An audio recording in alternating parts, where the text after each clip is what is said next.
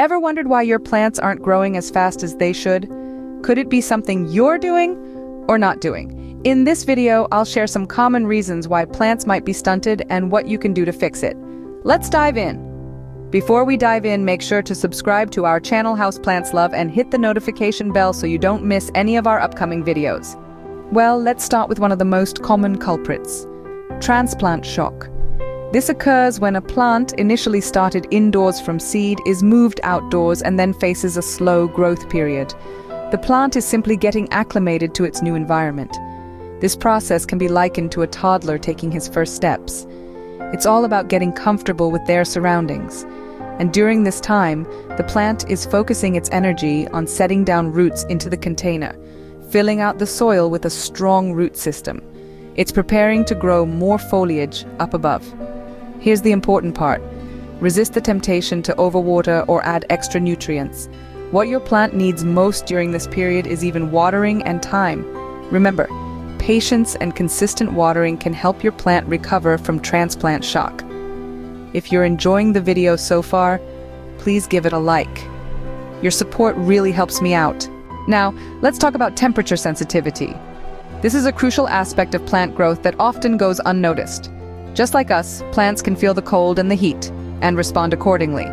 Early spring, for instance, is a sensitive period. Imagine you're a warm season crop like a tomato or pepper plant. If you're exposed to chilly overnight temperatures, you're going to be stressed, and stress can stunt growth. So, what's a plant parent to do? Well, a simple solution is to use row fabric to cover your plants when temperatures swing too low or too high. In hot weather, this setup can also hold a shade cloth to protect your green babies from the scorching sun. And remember, each type of plant has its own sweet spot when it comes to temperature. So do your research and ensure your plants are living in their ideal climate. Keep in mind that each plant has its own ideal temperature range for growth. Let's move on to the third factors that can slow down plant growth. Let's consider pot size. It's all too easy to underestimate the importance of giving your plant sufficient room to spread its roots. You see, a plant's growth above soil is often mirrored by its root growth below. If a plant is confined to a small pot, it simply won't have the space it needs to grow. A ground cherry, in a 1-gallon pot for example, will struggle to grow much larger and may start setting flowers and fruit prematurely. On the flip side, an elephant ear in a larger container will have ample room for root development. This in turn means more nutrients and water can be absorbed, supporting larger, more vigorous growth. If you want to learn about plant pot size, shape, and fabric, you can check out our previous video link in description and I button. Now let's talk about early fruit removal. It might seem counterintuitive, but removing early fruits allows plants to focus energy on root and foliage growth.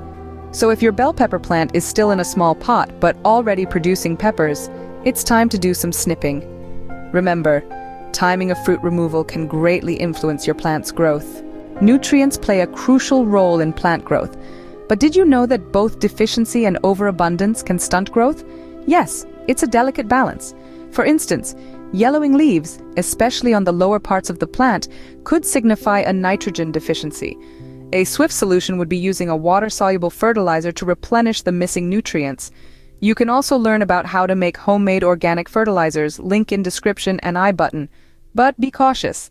An overabundance of nutrients can be just as detrimental. Overloading your soil with phosphorus, for example, can hinder your plants from absorbing other essential nutrients like iron. This can lead to slow growth or even plant death. So how do you strike the right balance? Consider using a soil test kit. This handy tool can help determine what nutrients your soil is lacking or has in excess. Remember, every nutrient has a role to play, and balancing them in your soil is key to promoting healthy plant growth. If you're enjoying the video so far, please give it a like. Let's talk about light, a critical element for plant growth. Just like we humans need food to grow and thrive, plants need light. It's their main source of energy, fueling their growth through the process of photosynthesis. But what happens if your plants don't get enough light?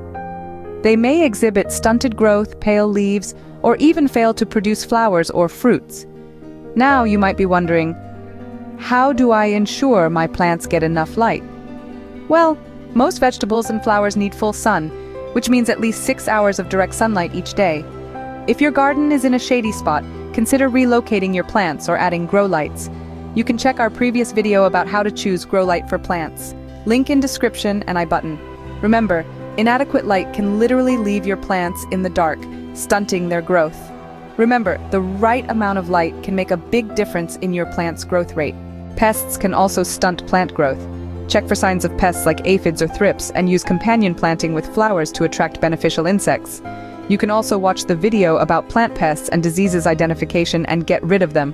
Link in description and I button. Finally, poor drainage or compacted soil can cause stunted growth.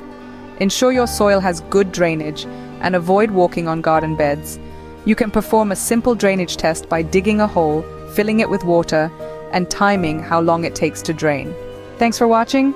If you enjoyed the video, please give it a thumbs up and subscribe to our channel, Houseplantslove. Don't forget to hit the bell icon so you get notified whenever we post new content. See you in the next video. If you have any questions or would like to watch a video on a specific topic, please leave a comment and we will be happy to assist you.